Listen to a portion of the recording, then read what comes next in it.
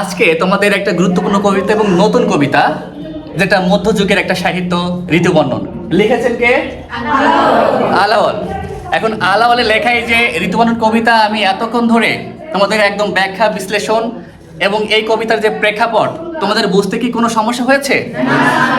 এখন তোমরা ঠিকঠাক বুঝছো কিনা প্রত্যেকের সামনে গিয়ে আমি যে তথ্যগুলো দিয়েছি, যে ব্যাখ্যাগুলো করেছি এবং কবিতার ভিতর থেকে আমি এখন প্রশ্ন করতে যাচ্ছি, সবাই প্রস্তুত হও।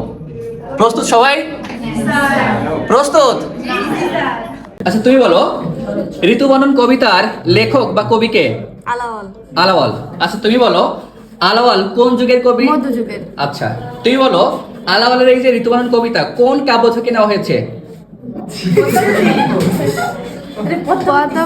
পদ্মাবতী কাব্য থেকে নেওয়া হয়েছে। আচ্ছা তুমি বলো, এই যে আলাওয়ালের যে পদ্মাবতী, এই পদ্মাবতী কি আসলে তার নিজের লেখা নাকি অনুবাদকৃত সাহিত্য?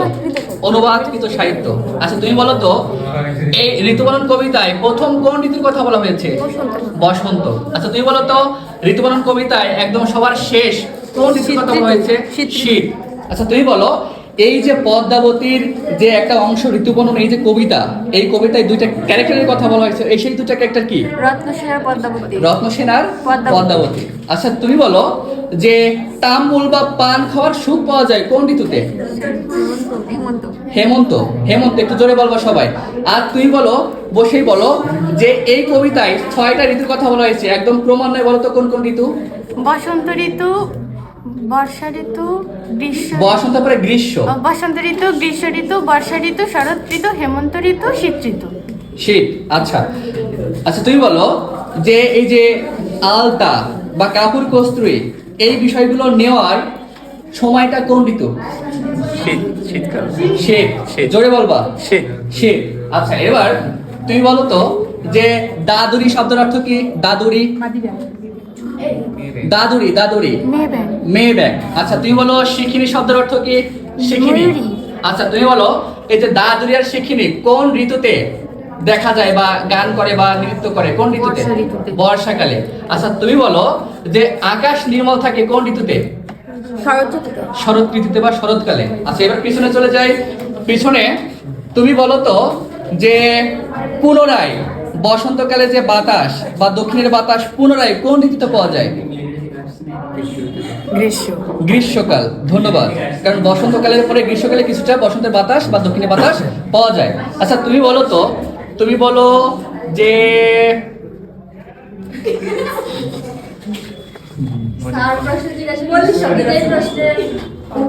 এই যে তোমার লবঙ্গ ফুল, বেলি ফুল, তারপরে পলাশ ফুল, এই ফুলগুলো ফোটে কোন ঋতুতে? কোন ঋতুতে? বসন্ত ঋতুতে। কোন ঋতুতে? বসন্ত। আচ্ছা তুমি বলো, তুমি বলো, যে এই যে বনস্পতি অর্থাৎ বৃক্ষ, যেগুলোকে আমরা বট গাছ, পাকড় গাছ বলি, যে গাছের ফুল হয় না কিন্তু ফল হয়, এই বনস্পতি মুকুলিত হয় কোন ঋতুতে? বসন্তকালে। কোন ঋতুতে? বসন্তকালে। আচ্ছা তুমি সর্বশেষ প্রশ্ন হলো, যে এই কবিতার মধ্যে সব থেকে কোন ঋতু তোমার পছন্দ হয়েছে? কোন ঋতুর বৈশিষ্ট্য তোমার ভালো লাগছে? বসন্ত। মানে প্রেমের একটা ভাব আছে এই জন্য? আচ্ছা সবাইকে ধন্যবাদ।